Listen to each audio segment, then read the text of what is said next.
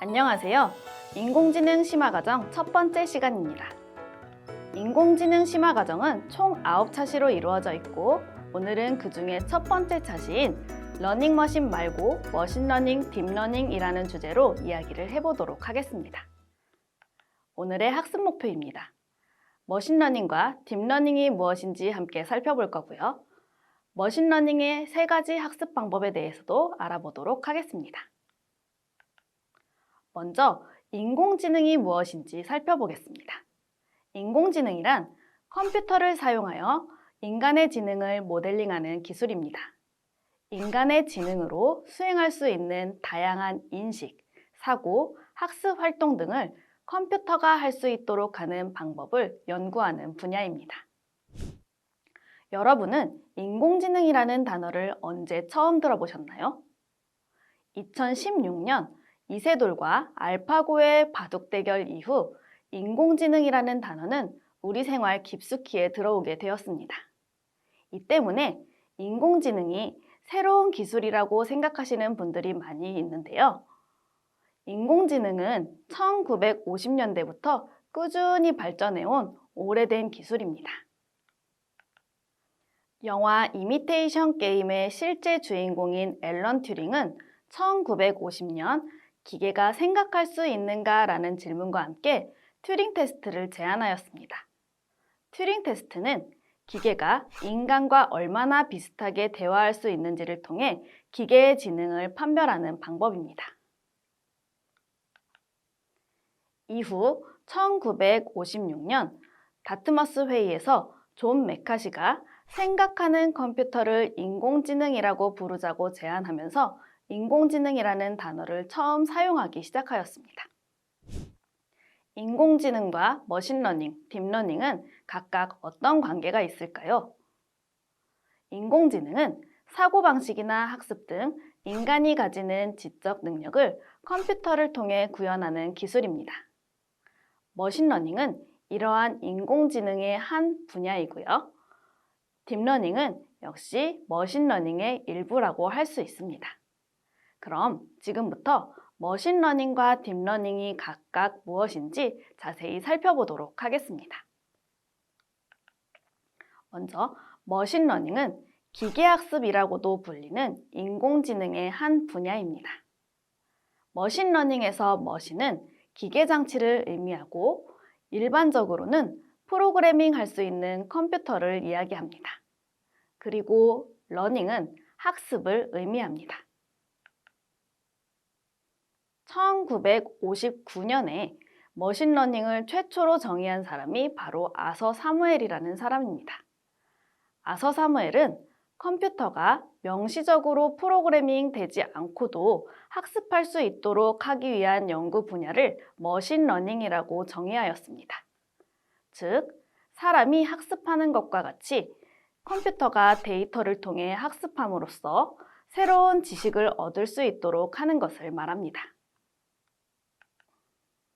머신러닝이란 알고리즘을 이용해 데이터를 분석하고 분석을 통해 학습하고 학습한 내용을 기반으로 판단하고 예측하는 것을 말합니다. 궁극적으로는 의사결정 기준에 대한 구체적인 지침을 소프트웨어에 직접 코딩해 넣는 것이 아니라 대량의 데이터와 알고리즘을 통해서 컴퓨터 그 자체를 학습시켜 작업 수행 방법을 익히는 것을 목표로 하고 있습니다. 그렇다면 우리는 머신러닝을 어디에 사용할까요? 머신러닝은 주로 알고리즘을 명확하게 정의하기 어렵거나 프로그래밍하기 어려운 작업을 해결하기 위해 사용합니다. 예를 들어 스팸 메일을 자동으로 분류하는 프로그램을 만든다고 생각을 해보겠습니다. 스팸 메일의 종류는 굉장히 많기 때문에 우리가 스팸 메일이 어떤 것인지, 스팸 메일인지 아닌지를 구분하는 모든 규칙을 컴퓨터에게 전달을 해줄 수는 없습니다. 이럴 때 스팸 메일을 자동으로 분류할 수 있도록 대량의 데이터를 컴퓨터에게 제공하고 스팸 메일인지 아닌지를 스스로 학습하여 구분할 수 있도록 하는 것을 우리는 머신러닝이라고 이야기를 합니다. 또한 자율주행 자동차를 만들 때도 우리는 머신러닝을 사용하는데요. 도로의 모든 상황을 우리가 if then 규칙을 통해서 제공할 수 없기 때문에 이러한 모든 상황들을 컴퓨터가 스스로 학습하고 판단할 수 있도록 하기 위해서 머신러닝을 사용합니다. 전통적 프로그래밍과 머신러닝에는 어떤 차이가 있는지 한번 살펴보겠습니다. 전통적 프로그래밍은 프로그래머가 관련 업무의 전문가와 상의하여 모든 규칙을 작성합니다. 그 규칙은 필요한 업무에 대해 논리적 바탕 위에 작성이 되는데요. 이렇게 만들어진 시스템이 추후에 점차 복잡해지게 되면 더 많은 규칙들을 추가로 작성해야 합니다. 이 때문에 시스템을 유지하고 관리하는 것이 어렵습니다. 이에 반해 머신러닝은 입력과 출력 데이터의 상관관계를 학습해서 스스로 규칙을 생성합니다. 새로운 데이터가 생길 때마다 새로운 규칙을 작성할 필요가 없게 되는 거죠. 새로운 데이터와 경험에 따라 컴퓨터는 스스로 적응해 나가면서 점차 효율이 향상됩니다. 전통적 프로그래밍과 머신러닝에 어떤 차이가 있는지 그림을 통해서 다시 한번 살펴보겠습니다. 전통적 프로그래밍에서는 데이터와 규칙을 컴퓨터에 입력해 줍니다. 그렇게 입력받은 데이터와 규칙을 통해서 컴퓨터는 결과를 제시해 줍니다. 예를 들어 개와 고양이를 구분한다고 했을 때 여러 가지 데이터를 제공해 주고 우리는 컴퓨터에 귀가 몇 cm 이상이면 개이고 털이 어떻게 생겨 있으면 고양이라는 규칙을 제공해 줍니다. 그러면 이 규칙에 따라서 새로운 데이터가 들어왔을 때 컴퓨터는 이 데이터가 규칙에 따라서 고양이인지 개인지를 판단하게 됩니다. 반면 머신러닝은 컴퓨터에 데이터와 결과값을 입력해 줍니다. 이렇게 입력받은 데이터와 결과를 통해서 컴퓨터는 스스로 규칙을 만들어냅니다. 예를 들자면 개와 고양이의 데이터를 입력해주고 이게 개고 이게 고양이라는 사실을 컴퓨터에게 알려주면 컴퓨터는 그 수많은 데이터들을 통해서 어떤 것이 개의 특징이고 어떤 게 고양이의 특징인지를 스스로 판단해서 규칙을 만들어내게 됩니다. 그 스스로 만들어낸 규칙을 통해서 새로운 데이터가 들어왔을 때 이 사진이 개의 사진인지 아니면 고양이의 사진인지를 판단하게 되는 것입니다. 머신러닝에는 세 가지 학습 방법이 있습니다. 지도학습, 비지도학습, 강화학습이 그 세 가지입니다. 각각의 학습 방법에 대해서 자세히 살펴보도록 하겠습니다. 먼저 지도학습은 그림에서 보는 것과 같이 이름표가 있는 데이터를 모으고 그 데이터들을 입력되는 것과 이름표를 연결하면서 패턴을 찾아갑니다. 그리고 찾은 패턴에 따라서 새로운 데이터가 입력되었을 때 이 데이터가 어떤 것인지 새로 이름표를 붙여주게 됩니다. 앞에서 들었던 예와 마찬가지로 개와 고양이를 예로 들어보면 이름표를 가지고 있는 개의 데이터와 고양이의 데이터를 컴퓨터가 입력을 받습니다. 하나하나의 사진에 이것은 개인지, 이것은 고양이인지의 이름표가 붙어 있을 거고요. 이렇게 이름표가 붙어 있는 자료들을 보면서 컴퓨터는 어떤 게 개이고 어떤 게 고양이인지 그 패턴을 찾아 나갑니다. 그리고 고양이의 특징과 개의 특징을 각각 알아보면서 이제 새로운 개의 데이터가 들어오면 본인이 스스로 학습한 내용을 바탕으로 이것이 개의 데이터인지 고양이의 데이터인지를 결과를 알려주게 되는 것입니다. 정리하자면 지도학습은 데이터와 정답을 모두 알려주고 이를 바탕으로 학습하도록 하는 방법입니다. 지도학습에서 정답에 해당하는 것을 레이블이라고 부릅니다. 앞에서 이름표라고 이야기한 것이 바로 이 레이블입니다. 사람이 다양한 문제를 풀어볼수록 정답을 맞출 확률이 높아지는 것처럼 인공지능도 다양한 데이터를 많이 학습할수록 더 정확하게 분류하고 예측할 수 있게 됩니다. 이 때문에 점점 데이터에 대한 중요성이 높아지고 있고 빅데이터가 중요하게 부각되고 있는 것입니다. 두 번째로는 비지도 학습입니다. 비지도 학습은 지도 학습과는 달리 이름표가 붙어 있지 않습니다. 데이터에 이름표가 없는 그런 데이터들을 모아서 비슷한 점과 패턴을 찾아봅니다. 그리고 그 패턴들에 따라서 서로 비슷한 것끼리 무리지어 보거나 그렇지 않은 것을 구별해 봅니다. 다시 말하면 비지도 학습은 정답, 즉 레이블이 없는 데이터를 가지고 인공지능이 학습하도록 하는 방법입니다. 인공지능은 정답이 없는 데이터에서 필요한 패턴을 추출하여 특성을 파악합니다. 예를 들어 온라인 쇼핑몰에서 나와 비슷한 쇼핑 패턴을 가진 사용자를 그룹지어 그 사람들이 구매한 상품을 나에게 추천해 주거나 유튜브나 넷플릭스 등에서 내가 관심 있을 만한 영상을 추천해 주는 것들이 모두 비지도 학습에 의해서 이루어지는 것들입니다. 세 번째로는 강화학습입니다. 강화학습은 앞에서 나온 지도학습이나 비지도학습과는 조금 학습하는 방법이 다릅니다. 강화학습에서는 먼저 상황을 포착해보고 그 상황에서 일단 행동을 해봅니다. 그 행동에 따라서 어떨 때에는 결과에 대해서 보상을 받을 것이고 어떨 때에는 벌을 받게 될 것입니다. 그럴 때 우리는 전략을 수정을 하게 되겠죠. 당연히 보상을 받는 쪽으로 전략을 수정하겠죠.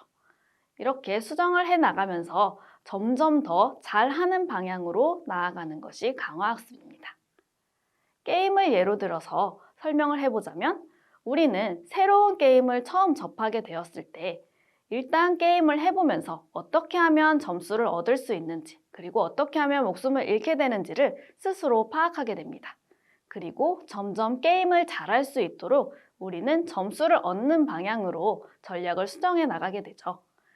이러한 방법이 강화학습이라고 생각을 하면 될 것 같습니다. 정리하자면 강화학습은 보상이 주어지는 문제 상황에서 각각의 행동에 대해 목적으로 하는 행동에는 보상을 해주고 그렇지 않은 행동에는 벌을 주면서 행동을 결정하게 하는 방법입니다. 게임은 행동의 결과가 점수로 곧바로 이어지기 때문에 강화학습으로 학습시키기 적합한 분야입니다. 알파고 역시도 실제 바둑 기사들이 두었던 수많은 기보를 통해서 바둑을 두는 방법을 학습하고 그 이후에는 강화학습을 통해서 알파고끼리 대국을 하면서 실력을 키워나갔다고 합니다. 이번에는 딥러닝이 무엇인지 살펴보도록 하겠습니다. 딥러닝이란 인간의 뇌가 생각하는 방식을 머신러닝 알고리즘으로 설계한 것입니다. 딥러닝은 다른 이름으로 심층 신경망이라고도 하는데 뉴런으로 구성된 레이어를 여러 개 연결해서 구성한 네트워크를 말합니다.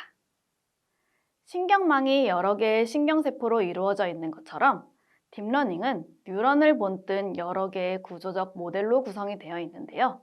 이를 퍼셉트론이라고 합니다. 여러 개의 퍼셉트론이 서로 연결되어 하나의 신경망을 구성하는 것을 딥러닝이라고 합니다. 실제 인간의 뇌에는 1000억 개 이상의 뉴런이 연결되어 있고 각각의 뉴런은 다른 뉴런으로부터 신호, 즉 정보를 전달받고 또 다른 뉴런으로 정보를 전달합니다. 이러한 뉴런의 구조를 모방하여 구현한 것을 인공신경망이라고 합니다. 여러 개의 뉴런이 서로 연결되어 있는 구조의 네트워크를 말합니다. 이러한 인공신경망에는 입력층과 여러 개의 은닉층, 그리고 출력층으로 구성되어 있습니다.